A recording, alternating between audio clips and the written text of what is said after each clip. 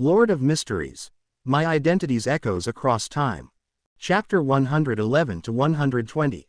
In addition to growing wings and enlarging its body, the devil dog's wet, glossy fur also began to spark with crimson and blue flames, and the intense smell of sulfur spread in the air. The devil dog's cruel eyes locked onto Klein's direction. In the moment Klein attacked, his psychological invisibility passively failed. Whoosh! The giant black dog lunged towards Klein, its sharp claws aimed directly at his head. Klein, being only at sequence 8, couldn't dodge in time. But just before the devil dog's attack could land, several rays of light, as if preemptively predicting its moves, exploded in front of Klein. These were purification scrolls from the sun pathway. Devil creatures have the ability to foresee danger. Lynn, who had used a coin of fate at the critical moment, loudly reminded Klein. His gaze fell on the enormous black dog, instantly recognizing it as the same devil dog from the Black Emperor card incident, the one responsible for the infamous murder scenario, and the creature poised to commit numerous murders. Due to being too busy recently and not seeing any murder cases reported in the newspapers, Lynn had almost forgotten about this fiend. Fortunately, he remembered in time. Today was evidently the first day the devil dog was setting up its advancement ritual, a case of impeccable timing. But given the capabilities of the Abyss pathway, dealing with it with just sequence 8 Klein and a non-cheating Lynn was quite challenging. Tisk! I should have prepared better equipment for Klein sooner. Thinking this, Lynn continued using scrolls, deftly deploying 7 or 8 more to halt the devil dog mid-air as it charged towards him after failing to attack Klein. Lynn then quickly ran to the woman still sitting on the ground, knocking her unconscious while saying, "Sherlock, cover your ears." Klein immediately realized what Lynn intended to do, plugging his ears without a moment's hesitation. As expected, in the next second, a more terrifying mental shockwave than the one at Minsk Street 15 enveloped the alley, accompanied by various golden rays, almost completely covering the devil dog. No matter its ability to foresee danger, as long as it couldn't instantly teleport out of the alley, it couldn't avoid this all-encompassing AoE attack. Lynn was practically demonstrating that with enough money, one could indeed do whatever they wanted. The devil dog, caught in the crossfire, fared no better than Rosago. In fact, it was even worse off. It was hit by a double onslaught. When Klein, the first to recover thanks to his extensive experience, looked up, he saw the gigantic devil dog writhing in agony on the ground, burn marks covering its body, with part of its head blasted open. Klein didn't hesitate to deliver a finishing blow, starting with creeping hunger, unleashing several divine light attacks on the demon, then shooting multiple purification bullets at its head with his revolver, ending the devil dog's wicked life. After all this, Klein rubbed his temples, feeling somewhat exhausted. Although used to spiritual explosions, it still hurt. But full-scale firepower really is effective.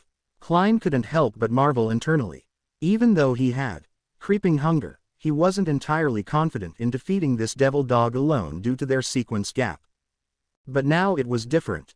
A single comprehensive AoE attack had thoroughly dealt with the devil dog, sending it to its demise. It's a thrilling feeling. The only downside is, it's costly. Thinking of the number of scrolls Lynn had just used, Klein instinctively converted them into monetary value, and his heart ached a bit at the calculation. That one round of firepower coverage must have cost at least several £100, and that's considering only material costs. Including normal craftsmanship fees, the expense could easily reach £1,000. Such expenditures are beyond the reach of ordinary beyonders. But the result is worth it, Klein thought, glancing at Lynn and the woman who had nearly been killed by the devil dog. The latter was still unconscious on the ground but seemed otherwise unharmed, probably due to some extraordinary means Lynn had used to protect her. Lynn, looking somewhat fatigued but still spirited, sat on the ground. "Sherlock, rejoice. We indirectly saved at least a dozen lives this time." Lynn winked at Klein with a smile. As he spoke, he also recalled the Desire Apostle behind the devil dog in the original story. As for this entity, even more troublesome than the devil dog, Lynn had no intention of dealing with it personally. He planned to report the Apostle to the Evernight Church. With their capability, eliminating a Desire Apostle would be easy. As for whether the Duke Negan, who was assassinated in the original story, would still die. Lynn didn't really care. Ads by PubFuture. Such powerful aristocrats, with blood on their hands, wouldn't be unjustly killed. Lynn had no desire to save such people nor to get involved in Adam's Godhood plan. Though technically, he was already involved. Maybe there's an Adam growing in the air around me, but I can't see it. The thought made Lynn shiver, though he wasn't too worried. Ever since his direct confrontation with the bitch tree, Lynn had felt increasingly confident, possibly due to the sense of security from his unknown true body. Although this confidence might be fatal, it was still confidence. Whatever, as long as it doesn't interfere with me. Better to think about how to make use of the devil dog's characteristics. Klein could use a powerful weapon, and this is just perfect. As various methods for crafting extraordinary items filled his mind, Lynn had already decided on a price that would empty Klein's wallet. He didn't need this weapon himself. If it weren't for maintaining his persona, he wouldn't even need to cheat. He had advanced scrolls capable of easily subduing the devil dog. A Sequence 6 level extraordinary weapon was useless to him but perfect for draining the poor god's wallet. Lynn knew that Isaac hadn't taken the reward from Hurricane Lieutenant and had generously given it all to Klein. If I don't fleece him now, when will I? Protecting the poor god's aura starts with me. Welcome to Fanfic Audiobook, your go-to place for immersive audiobooks. If you enjoy the content, don't forget to like the video and subscribe to our channel for more amazing stories. But once the craftsman persona is up, I'll have another fake identity with Klein. This is becoming overwhelming. As Lynn pondered this, his thoughts began to scatter. And always using my main body to play different personas is a huge flaw. In the future, my angel persona will definitely have more contact with Klein. Right now, I can bluff my way through, but later on, the cracks might show. The problem is, my first and second personas are still far from this timeline. They can't be relied on for now. If only I could create a persona in this timeline as well, even if it's a fake one. Maybe I can. Lynn suddenly had a thought, his eyes lighting up. Although I can't create a persona like the first or second ones right now, I can make a fake one. For example, I could use the Spectator Pathway's abilities to craft a split personality, or simply use the Sage's powers to create a corresponding spell. Thinking this, Lynn couldn't help but touch his chin, seriously contemplating, yes, I could try creating a split personality spell, inspired by the ancient sun god's division into Adam and the true creator. This involves semi-old one secrets that few people know about, making it feasible with the mystery reenactment ability. Although it was a spur-of-the-moment idea, Lynn thought it had potential. If the split personality spell could succeed, the final flaw in his persona setup would be eliminated. I'll try it when I get back.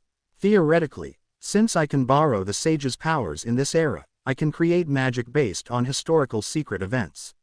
Lynn had another brilliant idea.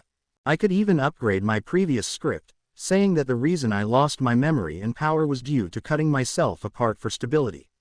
Now, I'm both the main body and the human part, the foundation of everything, while the angel persona is the cut-off part containing power and divinity.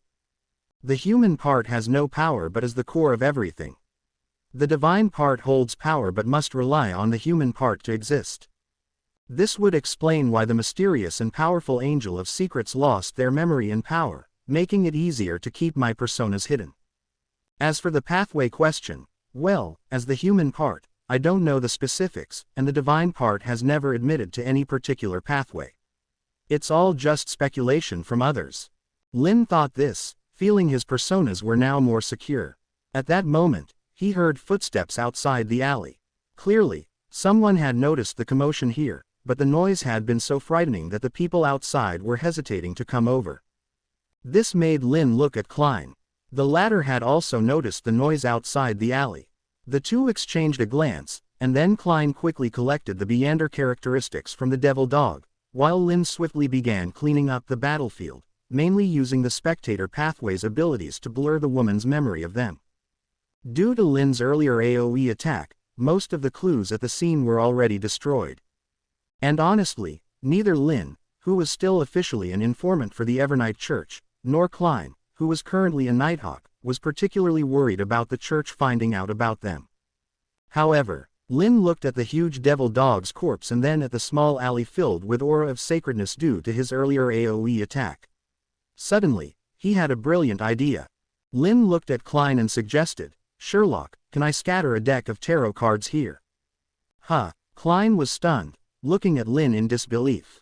"Isn't this our tarot club's tradition?" Lynn said, touching his chin and smiling slyly. "Lennevis must have been our doing, right? I've seen the photos of his death scene. It was very ritualistic and artistic." "Right, Mr. World, ads by PubFuture." Lynn looked at Klein, directly revealing Klein's first persona. Klein was silent for a few seconds before saying, "I didn't expect you to recognize it." Despite his words, Klein wasn't surprised that Lynn had seen through his world persona. After all, when creating the world persona, Klein had intentionally aligned its traits with Sherlock. The world shared Sherlock's restrained behavior at Beyonder gatherings and his knowledge of the Sun Pathways potion formulas. Klein also hadn't been surprised when Lynn learned about creeping hunger after the fact. Given these combined factors, it was no surprise that Lynn, with his observational skills, would deduce the world's identity. "Of course I did. I'm a top detective, and you didn't try to hide it much," Lynn said, looking disgruntled. He then pulled a deck of tarot cards from a pocket and eagerly asked, "So, can I?" "Detective, why are you so excited about this?" Klein thought, then couldn't help but say, "I thought you would be more opposed to the tarot club, but it seems you're more eager to promote it than I am." "If it were before I joined, I would have been opposed, but since I'm already in the tarot club and under the fool's gaze, I might as well do what a follower should," Lynn said matter-of-factly, showing his commitment. "Besides, don't you think scattering a deck of tarot cards here is very artistic? The sacred and the fallen, hope in the abyss, the devil dog dead under judgment, the girl once fallen but now redeemed, and scattered tarot cards. The imagery is impactful. I even want to paint this scene." Lynn's hand, holding the tarot cards, was itching with anticipation. Though it was a sudden inspiration, Lynn truly felt that such a meaningful and impactful scene deserved the addition of tarot cards. His artistic soul was burning. Klein, all right, he could see it now. Lynn wasn't so much trying to promote the tarot club as he was indulging his professional obsession. No wonder the fourth epic Lynn chose to use a painting to depict his encounter with Mr. Azek. This guy really loved to paint. End of chapter. Are you really a follower of the Fool?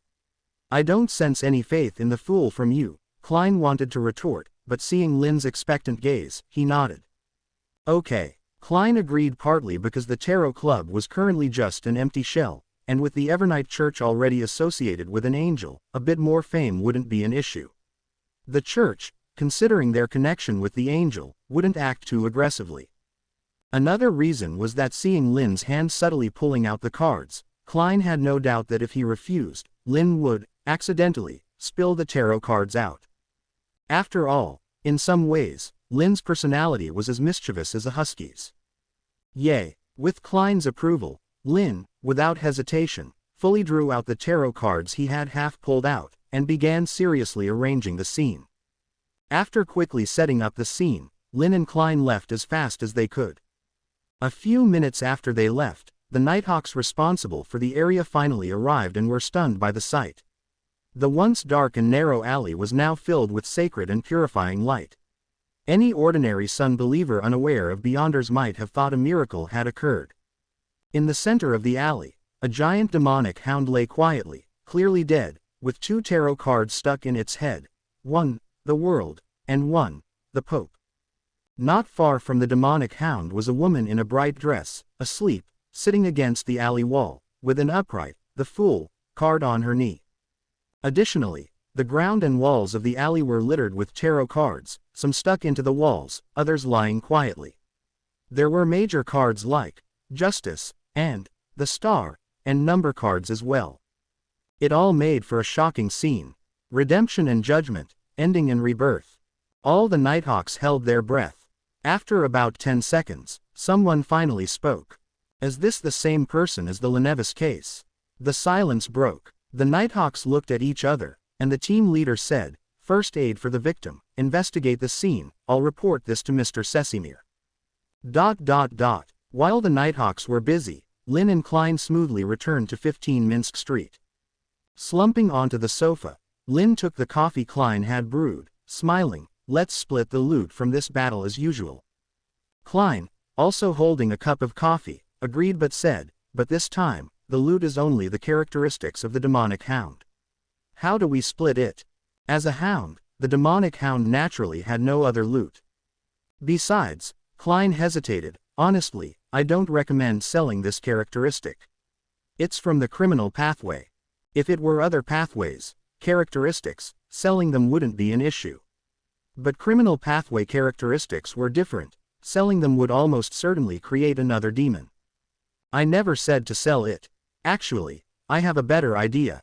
Lynn sipped his coffee slowly, revealing his sinister intention. "Aren't you missing a powerful offensive mystical item? How about forging this demonic hound's characteristic into a weapon? Can that work?" Yes, selling demonic characteristics would indeed be harmful to society, but forging it into a mystical item would be different. Given the danger of the criminal pathway, a mystical item crafted from its characteristic would certainly be powerful. Klein's eyes lit up, looking at Lynn. "So you're willing to introduce me to the craftsman you know? Who asked you to be my assistant for 2 days?" Lynn smiled. "This characteristic is yours. A Sequence 6 characteristic typically sells for 3,500 to 4,500 pounds. I'll count it as 3,500, so please pay me the 1,750 pounds difference." So expensive. That was Klein's first reaction. But then he recalled the Beander gatherings he'd attended recently and had to admit Lynn's price was indeed the market rate. A Sequence 6 main material typically cost 1,500 minus 2,000 pounds, not considering usual price inflation, and a Sequence 6 characteristic was equivalent to 2 main materials. The price was fair. If Mr. Azek hadn't generously given me the reward for Lenevis, I'd have almost no money left after paying this. Klein thought, heart bleeding, but said, "All right, I'll get you the money as soon as possible. Actually, I recommend you withdraw an extra 1,000 or 2 pounds. Seeing Klein's pained expression, Lynn couldn't help but add, "The craftsman I know is quite skilled, so his prices aren't low. He does offer cheaper services, but I don't recommend those." "What do you mean?" Klein's heart trembled, but he asked. "There are 2 levels of service, standard and perfect forging. The standard service is priced similarly to other craftsmen, and the resulting mystical item will have the usual negative effects. Especially for characteristics from evil pathways, like your glove that used to require feeding on a person daily before you resolved its issue. This time, the demonic hound's characteristic is similar. Even if forged into a mystical item, the negative effects might be hard for you to bear, like needing to kill or affecting your personality, amplifying your negative emotions, and twisting your character." Lynn wasn't exaggerating. Characteristics from the Abyss pathway typically had significant negative effects, which were hard to avoid. Realizing the severity, Klein asked, "Does the perfect forging reduce these negative effects?"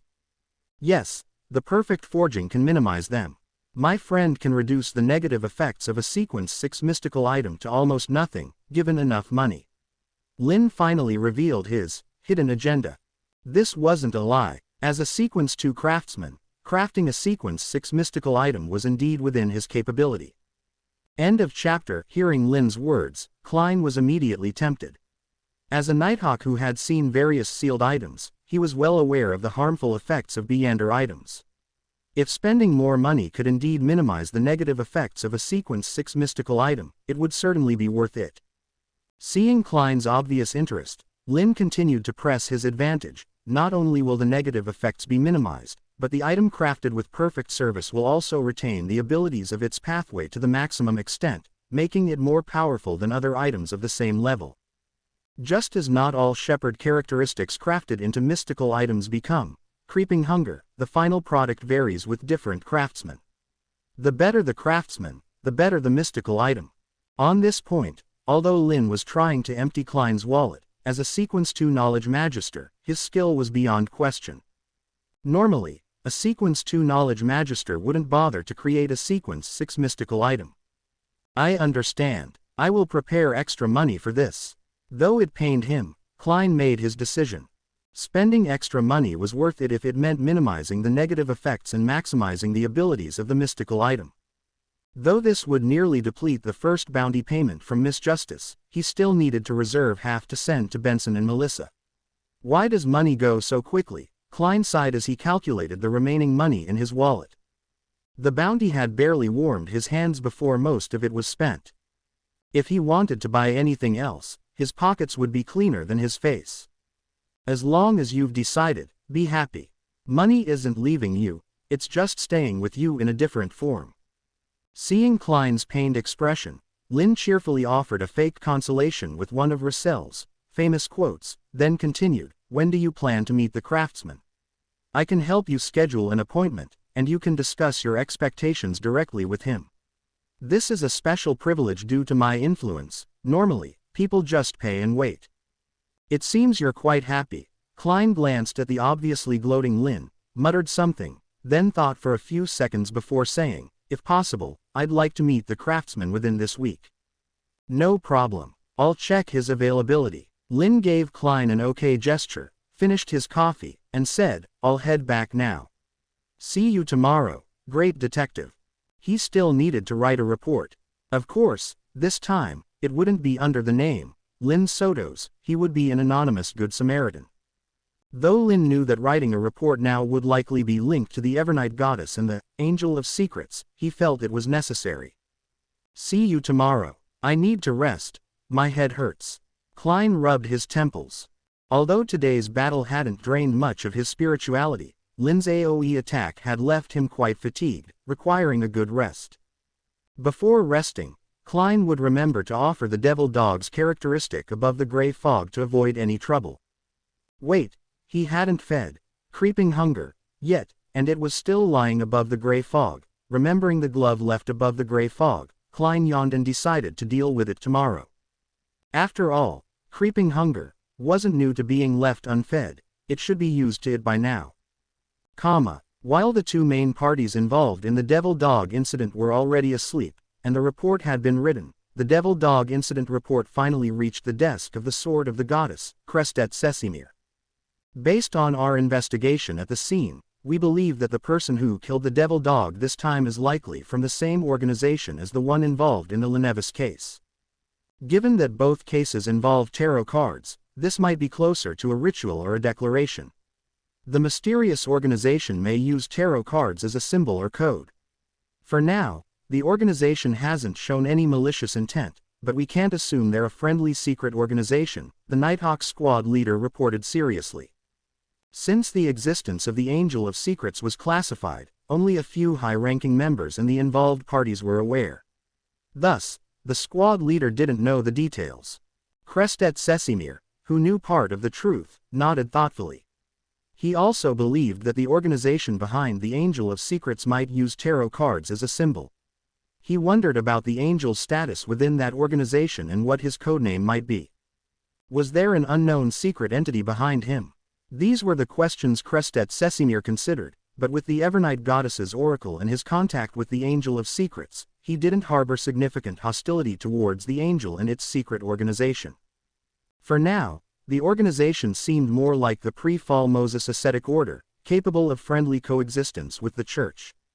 The devil dog likely intended to perform a Sequence 5 promotion ritual, with the nearly victimized woman as its first target. However, it seems that it didn't expect to be someone else's prey while hunting, the Nighthawk squad leader continued to report. The only regret is that the only survivor, the woman nearly killed by the Hellhound, had her memory tampered with. We tried to recover her memory but failed. Have we identified the Hellhound? Krestet Sesimir asked after listening to the report. Sorry, we haven't identified it yet. We can only confirm it came from a demon family. The squad leader replied, lowering his head in shame. It's not your fault, Krestet Sesimir said, rubbing his temples. Ever since dealing with the Angel of Secrets, he felt like he was encountering more and more Beander events. The end of chapter. Whether it was the previous Tingen's evil god progeny incident, the recent Lenevis True Creator's attempted descent, or the ambassador case that Lynn Sotos got involved in, Krestet Sesimir's past experiences told him that such cases were rare, happening maybe once in several years. But now, they seemed to be lining up one after another. In just 20 days, Sesimir had encountered more significant events than in several years combined. Compared to those, the Devil Dog case wasn't as significant, but it did involve a Sequence 6, so it wasn't a small matter either. Fortunately, the Devil Dog had been dealt with, and this matter should be concluded. The next step was to follow the tarot card clue and investigate the organization behind the Angel of Secrets without overreacting. As Sesimir was contemplating this, there was a knock on the door. Somewhat surprised, Sesimir allowed the person in and was informed that the church had just received an anonymous tip-off. The anonymous letter detailed the master behind the Demon Hound, a Sequence 5 Desire Apostle, and this Desire Apostle's next target, Duke Negan. Although Lynn didn't intend to get involved with Duke Negan, it didn't stop him from writing the Desire Apostle's plan in the tip-off letter. After all, this was the fastest way to get the Evernight Church's attention. As for whether Adam would notice him because of this, Lynn thought that since he had already obtained 008, he was surely under someone's watch. Anyway, he wouldn't interfere with the person's Godhood plan, so if he was noticed, so be it. Reading the letter, Sesimir. Sorry, he spoke too soon. Indeed, anything related to the Angel of Secrets was never simple. Notify the Archbishop. We need another meeting to discuss this, Sesimir instructed, rubbing his increasingly aching temples. While the Evernight Church was having another meeting, some well-connected mysticism enthusiasts also got wind of the Devil Dog incident through certain channels. For example, Audrey's friend, Viscount Relint, learned about the first-hand news through someone like Mr. Leek. Audrey, do you remember the Lenevis case? The moment Viscount Glaint got the news, he couldn't wait to share it with his friend. The Lenevis case. Audrey Hull was taken aback for a moment, then her eyes lit up. Of course, she remembered the Lenevis case. Although she had no concrete evidence, Audrey had long believed that it was done by members of their tarot club. The only pity was that she couldn't verify it and didn't want to directly ask other members, relying solely on guesses. Is there another similar case? Audrey asked expectantly. I just got the news. A devil was killed by an unknown Beander. Look, this is a photo of the devil's death scene. Doesn't it look like the last one? I guess it's the same organization, Viscount Glaint said excitedly, sharing everything he knew with his friend. Listening to his description, Audrey couldn't help but imagine a highly artistic and ritualistic scene, feeling ecstatic. Indeed, she knew the Lenevis case must have been done by the Fool's followers. If it was a coincidence once, twice would almost confirm it. And last time it was the Aurora Order, and this time it's a devil. Our tarot club is indeed a righteous organization. Ahem, maybe that's not the right way to put it, Audrey thought, feeling a bit embarrassed. I just wonder if there's some deeper meaning behind this. If only I could know more information. Maybe there's some high-level struggle behind this, Audrey mused, both curious and expectant. Right, Mr. World and Mr. Pope are in Backland. Mr. World was a member of the Fool's Faith even before joining the Tarot Club. I wonder if he knows any details. Maybe I could subtly ask him at the next Tarot Club meeting. With this in mind, Audrey started looking forward to the upcoming Tarot Club meeting. At 16 Minsk Street. After dealing with the tip-off letter, Lynn rested for a while, then switched to his Sequence 2 Sage state to start creating the magic based on his previous ideas using the mystery reenactment ability. Surprisingly, he succeeded. In the well-drawn curtains, enclosed space, two identical young men stood facing each other. One had a lively, spirited look, while the other's eyes were dull and lifeless, like a puppet without life. Mystery reenactment. Divine incarnation. Initially, I thought I could create a personality clone, but it turned out to be just a divine shell. But in a way, it's not a bad thing, Lynn murmured, pinching his chin as he examined the shell that was identical to him but without a soul. With this shell, my divine nature issue can be better managed. Perhaps due to the nature of the hidden event he referenced, where the ancient sun god separated his divinity from his humanity, the magic Lynn created inherited this trait. The divine incarnation, apart from being fully controllable by him, could also bear his excess divinity, acting as an additional divinity reservoir. However, the downside was that controlling the divine incarnation meant he would still be influenced by its accumulated divinity. Thus, He still needed treatment for his divinity issues. The incarnation could only temporarily bear the divinity when he had overindulged. And most importantly, the divine incarnation lasts indefinitely unless I actively cancel it or it gets destroyed. It's similar to the spectator pathways clone, not requiring me to stay in sequence 2 state. Lynn was very pleased with this trait, as it meant he could now operate on 2 fronts even in the 5th epoch. The only drawback is that the divine incarnation's true strength matches my main body's, which is sequence 8, limiting my options for causing trouble. But that's not a big deal. As long as my soul descends into the divine incarnation, I can still use the powers of the Smurf account and even borrow power from true self. Thinking about this, Lynn's expression became a bit complicated. But this way, I'm quadruple tasking. What kind of workaholic life is this? End of chapter. I must have unknowingly been infected by Saucerier's workaholic virus. It's truly terrifying. Fortunately, I have a Smurf account to slack off with. In the 4th epoch, the imperial capital of the Balam Empire, Lynn was multitasking, controlling several Smurf accounts at once. While he manipulated his main body to create a new identity, he couldn't help but sigh inwardly. He took a bite of the local specialty snack and glanced at 2 street performers singing nearby, thinking this was the life he desired. His main identity and first Smurf account had been living a grueling life recently. In reality, it's because I lack subordinates. If I had subordinates, I wouldn't need to do so many things myself. Lynn conveniently ignored the fact that more than half of his workload was self-inflicted for fun, analyzing the situation seriously in his mind. But in order to have subordinates, I must first train them. And training subordinates leads to being as busy as a dog. What a terrifying vicious cycle.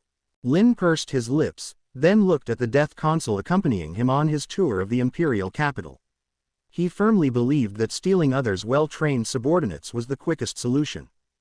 In the 2nd epoch, he had no subordinates to recruit, and had to rely on Red's help while reluctantly nurturing his own subordinates. But in the 4th epoch, there were plenty of well-trained subordinates to steal from others. He definitely had to recruit a few for his own benefit. Noticing the gaze, Death Consul Azek felt a premonition of something ominous. And Azek knew all too well that this premonition was likely not a mere illusion. Over time, he had deeply realized the meaning of the terror of mischievous children, and behind every mischievous child is an equally mischievous parent.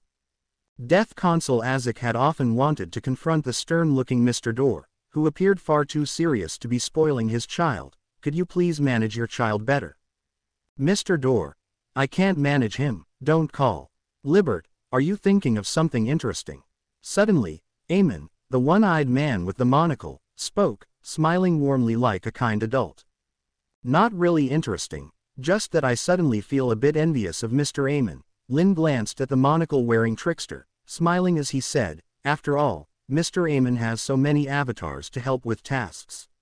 He must be very free and relaxed, unlike me, who can only develop serious subordinates to share the workload. His tone was filled with undisguised envy, though the entire speech sounded peculiarly sarcastic, as if he was ridiculing Amon for having no legitimate followers or subordinates and having to rely on his avatars for everything. If Libert is so envious, why not switch to the Marauder pathway? Though you'll be half mad, you'll have the avatars you envy to help you with tasks, even though it doesn't seem like you have any tasks that need doing. Amon adjusted his crystal monocle, speaking with utmost seriousness, as if genuinely offering helpful advice. His last sentence, however, carried a tone of doubt and irony, as if mocking Lynn for pretending to be busy with nothing to do. No, thank you. After all, I'm not as brave as our emperor. The world is so beautiful, why choose to recklessly jump pathways? That's just not good. Lynn smiled and sincerely rejected the offer. He then suggested, but Mr. Amon could challenge the monster pathway. With a personality like Mr. Amon's, who hasn't been killed yet, it's clear fate really favors you. Maybe if you switch to the monster pathway, you'll become the key of light by tomorrow. Libert, how about you accompany me on the hunter pathway instead? I truly believe you're well suited for it. It would be a pity if you don't become a hunter. Amon adjusted his crystal monocle again, smiling as he spoke. Ads by PubFuture. Don't say that. Everyone knows the true hunters are among the cautious 3. marauders, seers, and apprentices. Compared to me, Mr. Amon is more suited to be a hunter. Lynn shook his head, then said seriously, after all, I'm neither cautious nor unloved. It seems Libert has a deep misunderstanding about some of his own traits, Amon replied with a smile. The two insincere individuals, devoid of any goodwill towards each other, earnestly advised one another, causing Death Consul Azek to twitch involuntarily. Even though this wasn't the first time witnessing Libert and Amon's banter, Azek still found it hard to get used to. As the consul of the Balaam Empire, Azek was well aware of Amon's notorious personality. Therefore, it was unimaginable for him to see a sequence too daring to banter with Amon, and even more shocking that Amon tolerated it without retaliation. Is it because of Mr. Dorr? Or does Libert really have some unknown trump card? Azek pondered, recalling Lynn's previous prophecy and forming some conjectures. If he remembered correctly, the mystery prior pathway also possessed some authority over fate. Starting from sequence 3, Clairvoyant had the ability to predict the future. Although Libert belonged to the Paragon pathway, if he was related to the legendary demon of knowledge, it might explain his prophetic abilities. Azek guessed in his mind. As god of death Salinger's favored scion, Azek had some knowledge of matters beyond sequence 0, though not extensive. It was enough for him to associate Libert's peculiarity with certain possibilities. If Libert truly had ties to the demon of knowledge, it would explain why he didn't follow the Dorr pathway and why Mr. Dorr favored him so much. Azek's thoughts wandered to himself and the painting. Azek didn't expect to receive the same treatment from God of Death as Libert received from Mr. Dorr. He knew that was impossible. However, Libert's previous words were too enticing, leading Azek to wonder if he had children or students someday, just like Libert's prophecy suggested. Would he really be a good father, or be a good teacher? End of chapter. Azek felt confused. He couldn't imagine such a version of himself, yet he couldn't entirely dismiss the doubts that arose after Lynn described the future to him. But can I really trust him? Trust an angel I've only recently met? Why is he even willing to help me? Do I have any other options besides him? Countless questions swirled in Azek's mind. Every day, as he looked into the mirror and saw himself resembling the god of death more and more, he found himself instinctively evading key points when questioned by the god of death. Azek didn't want to betray the god of death, but he also wanted to live as himself. Not to become a vessel for the god of death one day in the future and lose his identity forever. Perhaps I should try to trust him, Azek murmured inwardly. At that moment, he noticed that the two people who had been moving forward while bantering suddenly stopped. This brought Azek back to reality, and he also stopped, ready to ask what was going on. Suddenly, he was stunned. The two people in front of him had vanished. This made Azek's pupils shrink momentarily, and he quickly turned to look at Mr. Dorr, who had been quietly following behind. The latter hadn't disappeared, his brows were furrowed but his expression remained calm. Prince Bethel, is there an enemy? Azek began to ask but was interrupted by Mr. Dorr. It's just some games between Libert and Amon, nothing you need to worry about. Bethel Abraham said while making a motion with his hand, opening a door in the space. You should go back first. With that, Bethel Abraham walked through the door and left. Azek, although he had no idea what had happened, Azek's good upbringing made him take a deep breath, look down at the things Lynn had bought along the way that he was carrying, and decide to follow Mr. Dorr's advice in return. After all, he couldn't afford to provoke any of the three ancestors. Meanwhile, in a certain enclosed space, I see, using my recent behavior and some sarcastic remarks to switch concepts, you ultimately transferred me to this space alone and isolated the third person through conceptual errors, ensuring that even Bethel would need some time to find us. Truly worthy of being an error, I'm completely outmatched when it comes to underhanded tactics against you guys. Lynn glanced around, quickly gleaning some information from his After Effects, and immediately understood what Amon had done. No wonder you've been deliberately guiding me to use some friendly words to annoy you these past few days. It turns out you were following the same trick as ringing the bell. So, as I thought, I hate playing with cunning people. Compared to you, Bethel's tactics are much simpler. Lynn pouted, not feeling particularly embarrassed about being outsmarted by Amon. After all, He never considered himself exceptionally intelligent. Outwitting Amon was something for Klein to handle. Lynn always preferred convincing people with logic. Of course, logic, in this context, refers to physical force. However, Amon was indeed a notable rogue for managing not to get killed despite his actions over the years. It was no wonder Bethel, theoretically stronger, was still wary of Amon. Lynn thought to himself, though his smile remained unchanged. But Libert, you don't seem at all nervous or afraid of what I might do to you, Amon said, adjusting his crystal monocle with a smile. No, you're wrong. I'm actually really scared, Lynn replied earnestly, then spread his hands and asked, so, Mr. Amon, what do you plan to do to me? He was actually not scared at all. Even though his after effects were almost gone and he wasn't planning to act just yet, if Amon tried anything excessive, Lynn wouldn't hesitate to borrow power from his main body and give Amon a beating. Did Amon really think he was some naive flower, unprepared for dealing with cunning people? If he wasn't prepared, he wouldn't have come out to play with Amon in the first place. Moreover, Lynn lowered his gaze, took a leisurely bite of the fruit in his hand, and then looked at Amon, smiling. Or perhaps, Amon, would you like to try parasitizing me? Hey! Upon hearing this suggestion, Amon chuckled softly and snapped his fingers. With that action, another Amon fell out of his body. This one looked younger and, after hitting the ground with a thud, got up while grumbling. Main body, you are so rude, not gentlemanly at all like father. If you do this again, I'll vote against you in the next full Amon election.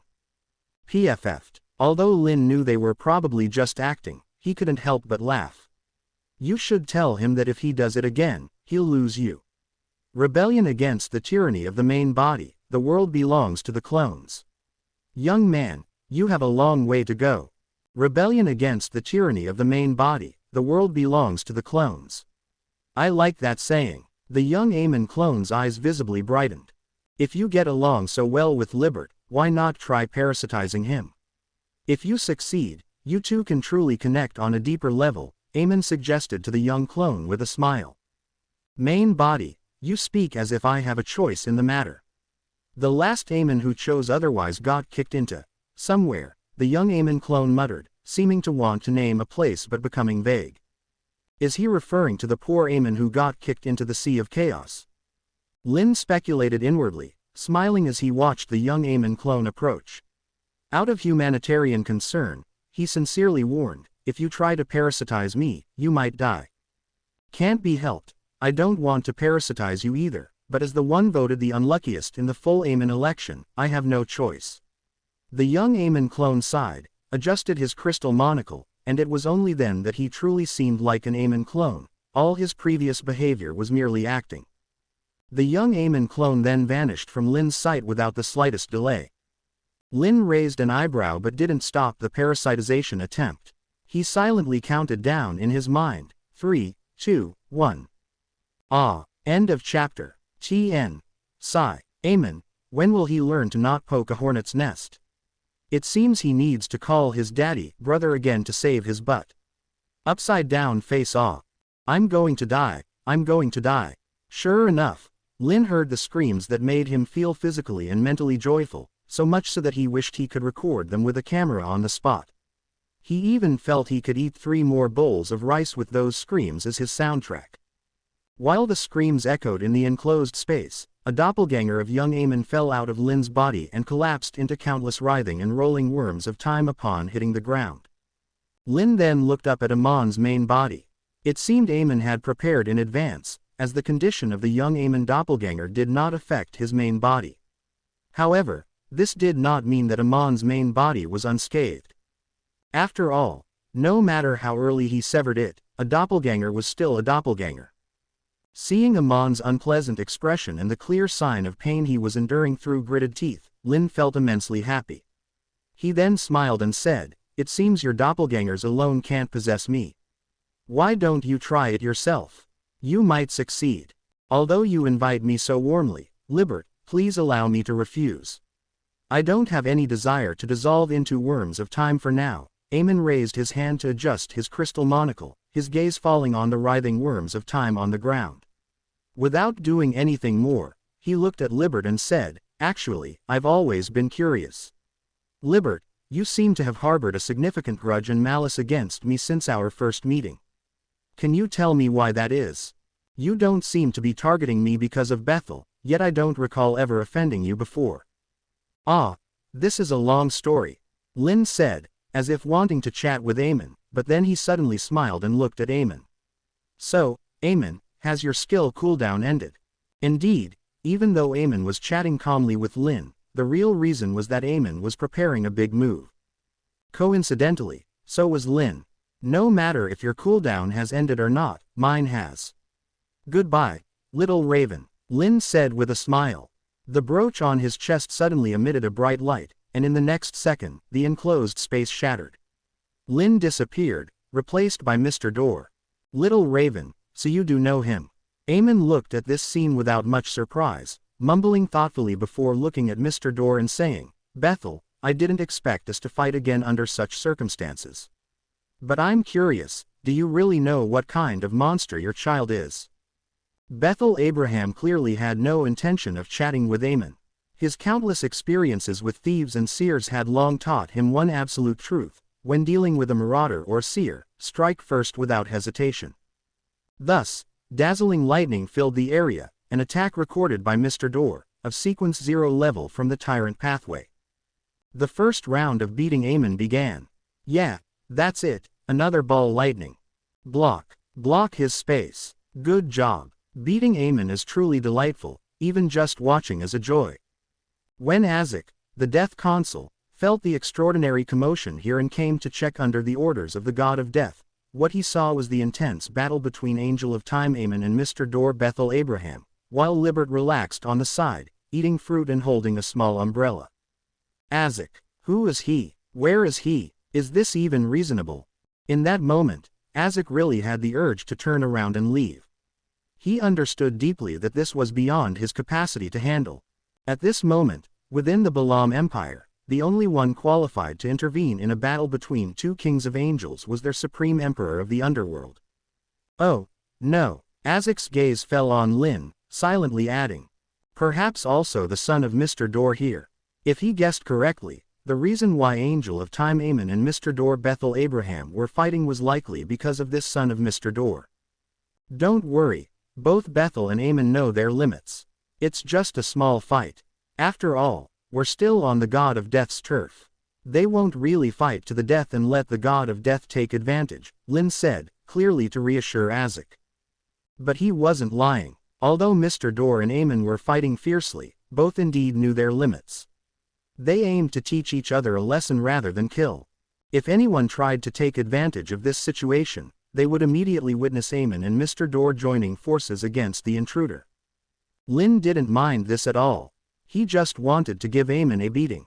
Just like he knew Amon's actions this time were never meant to truly harm him, but rather to test further. But beating Amon again was really satisfying. Crack, Lynn thought, replaying the young Amon doppelganger's screams in his mind, feeling the fruit he was eating taste even sweeter. Hearing Lynn's words, Azek breathed a sigh of relief. He didn't dare to directly observe Amon and Mr. Door's battle as Lynn did, only using the corner of his eye to monitor it while asking, "How much longer will their highnesses fight, do you know, Libert?" "Don't worry, it's almost over. The surprise we prepared for Amon will soon take effect," Lynn replied with a smile, though his response made Azek avert his eyes. Did he hear something he shouldn't have? At this moment, Azek noticed the battle seemed to have ceased. He glanced over and saw that the fight was indeed over. Through the flying dust, two figures could be vaguely seen. One was Bethel Abraham, still looking mature, steady, and somewhat elegant, completely different from his violent state just moments ago. The other figure made Azek rub his eyes. He saw a little child who looked only 7 or 8 years old. That little child was the Angel of Time Amon. Ah, it actually succeeded. Azek suddenly heard Lynn say with a sigh. ... End of chapter. For a moment, Azek genuinely hoped he was trapped in an enemy illusion, because the scene before him was utterly absurd. Would he really not be silenced for this? Don't worry, you won't be silenced. You are a prime quality leak. Ahem, don't mind it. Lynn waved his hand, almost letting the truth slip, but maintaining a straight face. Isaac. Although he didn't quite understand what high-quality leaks had to do with this, Isaac's intuition told him it was best not to delve deeper. Lynn didn't care what Isaac thought and cheerfully looked at the childlike Amon nearby. The reason Amon had become like this was due to the surprise Lynn and Mr. Door had prepared for him. In short, a complex principle that involved using Mr. Door's best sealing authority and some temporal knowledge provided by Lynn, resulting in a pseudo-time reversal state. Amon, now in a childlike state, hadn't really reverted to his childhood. Instead, his body had undergone a fake regression. This regression not only fixed Amon in a childlike form for a certain period but also limited his power. Currently, although Amon's resilience remained at an King of Angel level, he could only exert the strength of a typical Sequence 3 or Sequence 4 Beyander. Of course, this seal wasn't permanent nor unbreakable. Over time, the seal's effect would diminish. With effort, Amon could regain his childlike form's full strength in a few tens of minutes, but until the seal was entirely broken, he could only perform at the level of his childlike form. If the seal was left to weaken naturally, it would last a few months at most. Alternatively, Amon could forcibly break the seal, but that would entail excruciating pain, likely 3 times worse than his initial explosion. This was the gift Lynn had meticulously prepared for Amon. When they returned to Tudor Empire, he would kindly inform Amon's friends to take good care of the childlike Amon. What? You ask where Lynn got the temporal knowledge. From the previous times he borrowed power from the unknown true self. Although the knowledge he gained wasn't complete, he still obtained some. Essentially, he was leeching off the true self. Lynn knew that the main body didn't mind him leeching knowledge. In fact, after seeing that magnificent entity in his dream, Lynn had a feeling he could ask the main body for any knowledge he needed, though the results might not always be desirable. This process was even less controllable than borrowing power. At least with borrowing power, Lynn could control how much he took, but with knowledge, he had no control over how much he'd receive. So, rather than directly asking for knowledge, Lynn preferred to leech it, more practical and safer. Although Lynn was curious about what kind of existence his main body was to be so generous and terrifying in a certain sense. But that's not important for now. Lynn shook his head, pushing thoughts of the main body to the back of his mind, then cheerfully greeted Amon. Yo, Amon, how does it feel? Does it remind you of childhood? Libert, you really surprise me. Amon's expression was unpleasant, but he didn't panic.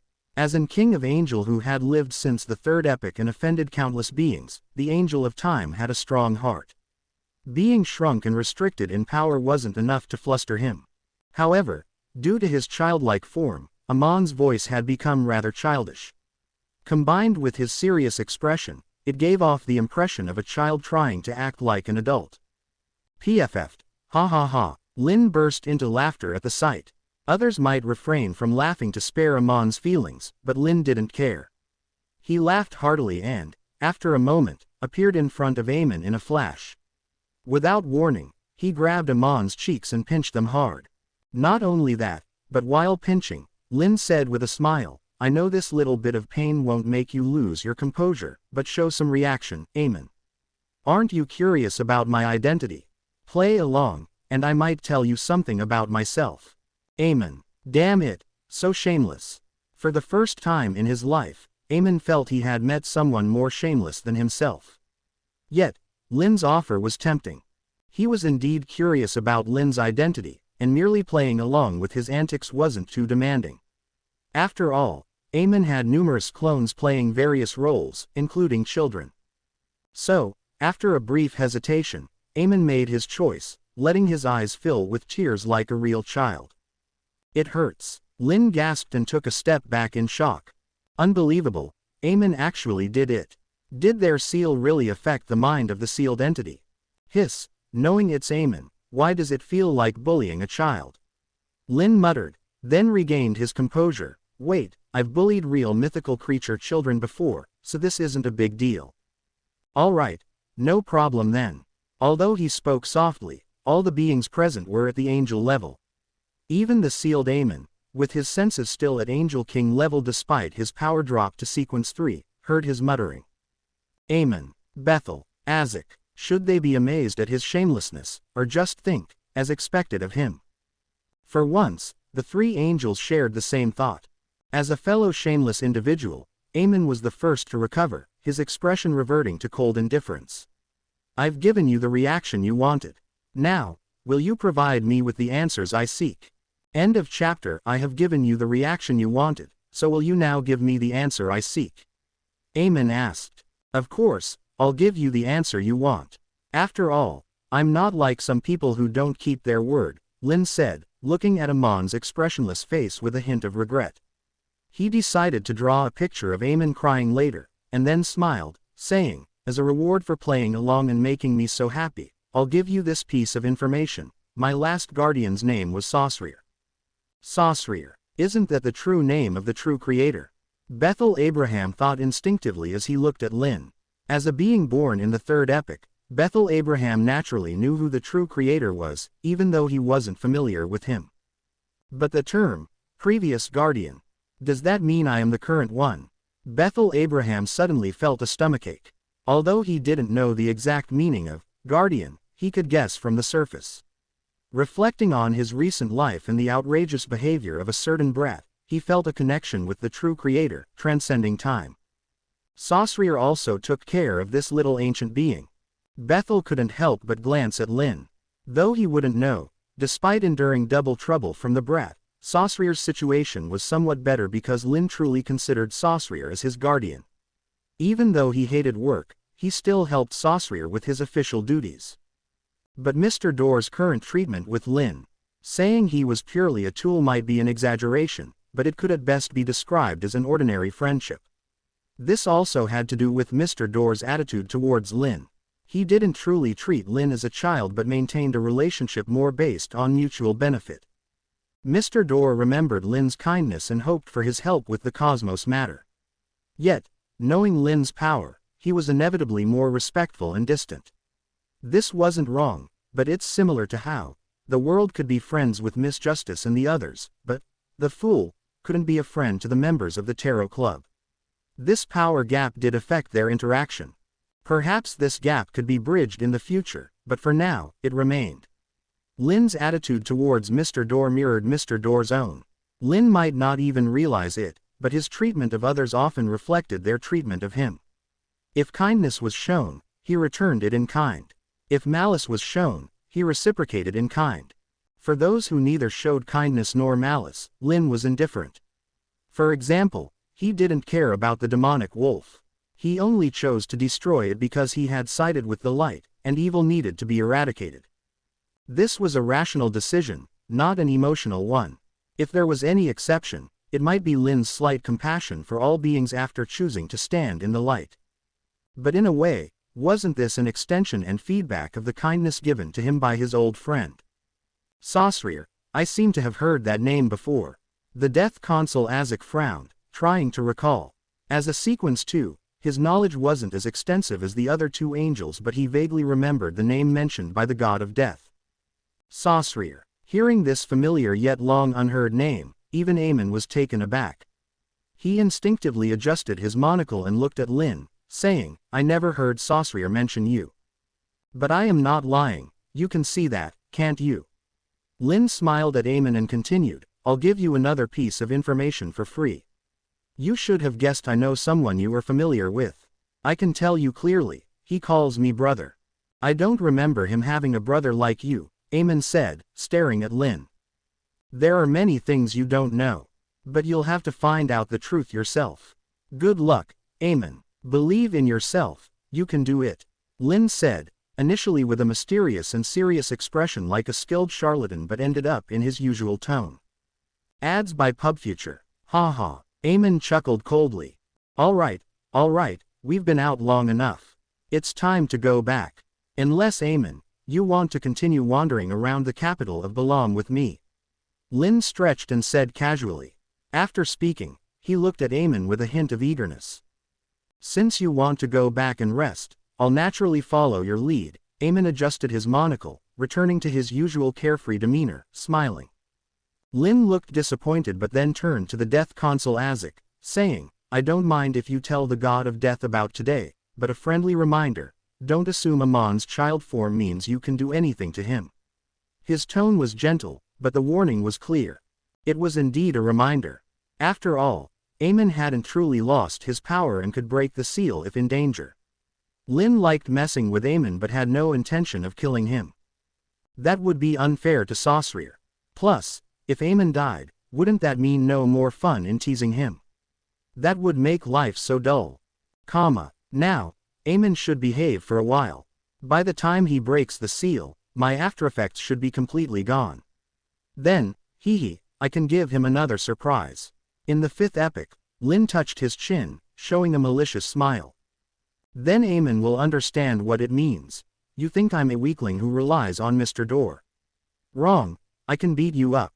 With Sequence 0 level power, dealing with an outer god might be difficult, but beating an King of Angel is easy.